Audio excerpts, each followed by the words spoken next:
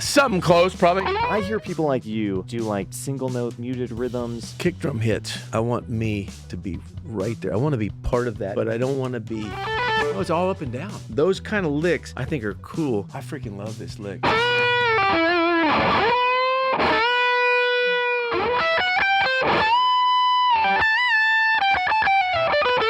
That's actually not easy right there. Today's episode is sponsored by Gator Cases. Guitarists, like any other musician, value the advantages of proper protection for their gear. Guitars, amps, effects, and accessories all need safe transport and storage. Luckily, Gator's got you covered.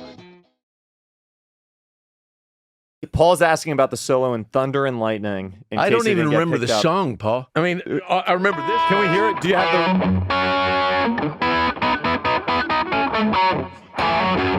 Pull it up on your phone for 1 second. No? Something close, probably.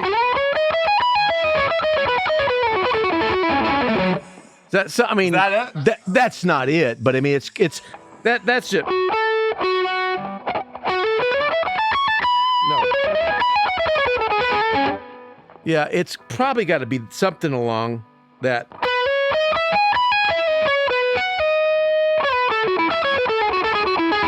Something like that. I hear people like you and Lukather and people like you guys do like eighth note, single note, muted rhythms, or even earlier when you were playing with the chorus and you were doing these chords, They always sit perfectly. How do you think about time relative to stuff like that? Are you thinking behind the beat, ahead of the beat, on top of the beat? Is it a combination of it? How do you make those parts? Like when people like you do it, you go, oh, there's a session guy. It just sounds perfect. How do you accomplish that? Well, that's a great question. I mean, I again, it was emulating what I heard in Ray Parker, Paul Jackson Jr., Steve. You know, all those players. If you're the way I think of it, I mean, I always like to sit. I mean, if we're looking at a Pro Tool screen now, because I didn't have that, right? Music's going this way, right? The kick drum hits. So I want me. If it's going this way, I want me to be right there. I want to be part of that kick drum, but I don't want to be on the front side of it. I don't even want to be out in front of it. I want to be just slightly after it strikes, or the bass or the other instruments. Because number one, that's how you're going to be heard. If like a lot of people just quantize music, and when everything's hitting at the exact time, you don't hear everything, especially if the kick drum's loud, right? So for me, the sound always comes by playing slightly behind. Now, when you accent something, I mean, you again, you can go in front of it. So that's the musical side, and you just have to, if you're singing or playing a solo, you're not thinking in terms of time. But if you analyze it, for me, the kick drum, the snare drum, if you want something to sound big where you don't have to turn up that snare drum, because the same thing, the bass, everybody sits kind of in relationship to that. Hopefully not in front of it. But even there's some utility to that too. If you're playing a skank part, there's no rule on any of that. It ultimately comes back to your ear. But that's how I would think about it. Now, how to articulate that, you just practice. So when you were in the studio playing those parts, are you thinking behind the beat, or would you just feel it and it would come natural? Well, a lot of times if you're tracking, I mean, I would always try to sit in the sight line of the drummer, because there's something about being able to see, when I see that snare coming down, even if it wasn't like, I'm not looking at them, but I just had a sense of it. I'm hearing the drums, if there's a click, everything. I'm actively thinking one thing: I don't want to play in front. But if you play too far behind, that's not it either. No, this is what I love about music. All the intangibles. We can go to school, we can learn, we can talk about all these things as if they're static, but then the second you get into the real-time situation, you're playing on your gig, right? Everything changes. The crowd, the energy, and you have to be able to somehow take all of that, remove it just a little bit, and react to what's going on. So sometimes playing ahead of the beat is totally acceptable, is what you want to do.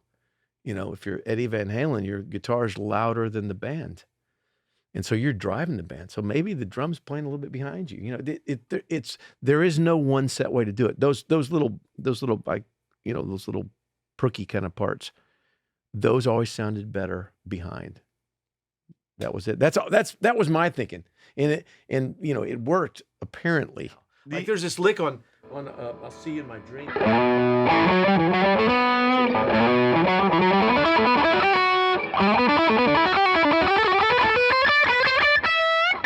And it's up here. I didn't play it on this guitar because I don't have that fret.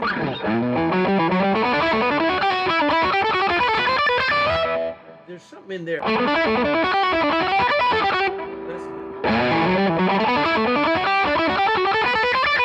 That's what the lick is. But that kind of sounds like a string thing, right? Yeah. I mean, it's the... You had great string. That's just a scale, really, but it doesn't...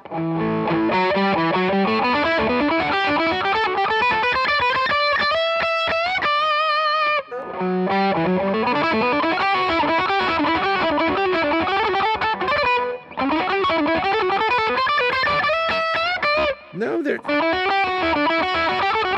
Oh, it's all up and down. I mean, it's all up and...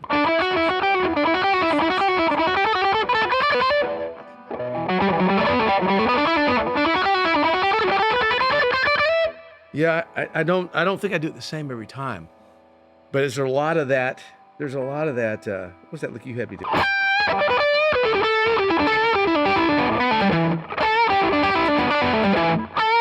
That's actually not easy right there. Because there's hammers in it. And it's also... If done right, it sounds like that. Yeah. So,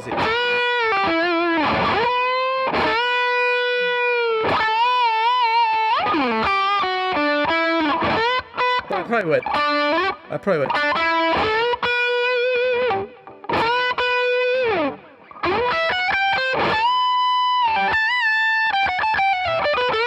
That's it. And then up an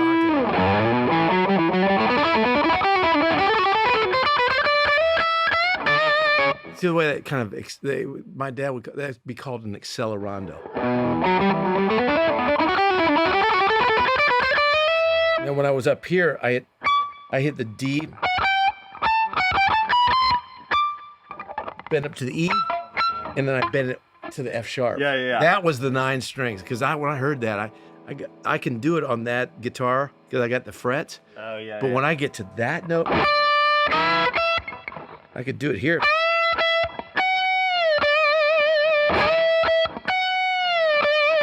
That's hard as hell to do with a 10. On Yeah, that yeah, string. yeah, It's yeah. like, I can't do it. Here's the lick. Check this out. Yeah. You got 2 seconds? Yeah. I freaking love this lick. I mean, if there's a lick that I would say I'd like to have on my tombstone.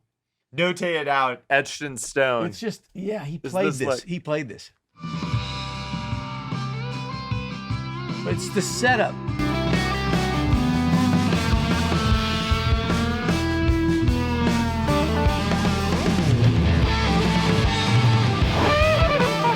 Pretty simple.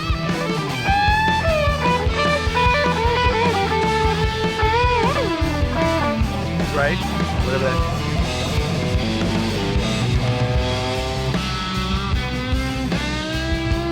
This one right here.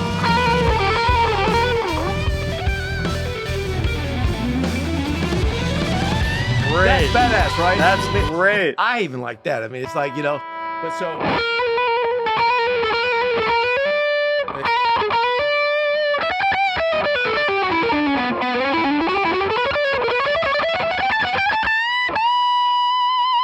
That feels good to hit that. That's a great Can you lick. put that in the interview? We're still recording. We got it. Do it You got again. it. Do it. Can you do it slowly? Yeah.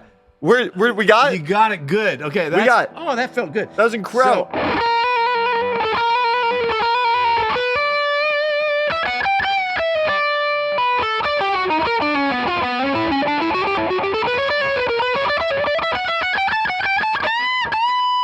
That's what it is. Now, slow.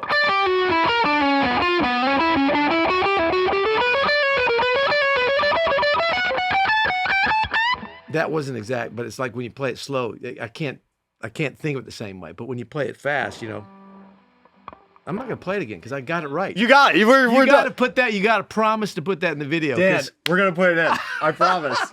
I'm so happy that I can play it. That was You nailed it. You nailed it. Yeah, but that's the goal. So like once you play it, I'll sit there and play it the rest of the day today. Yeah. That's the type of thing. Like those kind of licks, I think are cool.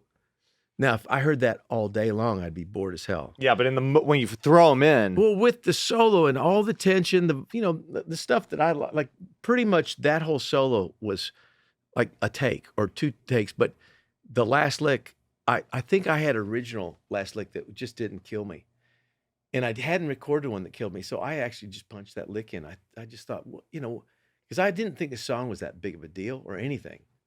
I had it like at number 8 or number 9 on the record. My guy who mixed it, he said, "No, you should put this first because it kind of gives you an idea of the record." And I thought, well, I need a better solo ending. So I just thought, and then I probably came up with a shape, and then I played it. I probably played it once. It was pretty close, and then maybe got it one more time, and the rest of it, I probably tried to play it cleaner, and I never got it cleaner. So that's what you that's get. the take. Yeah. Yeah, but I like it. So good.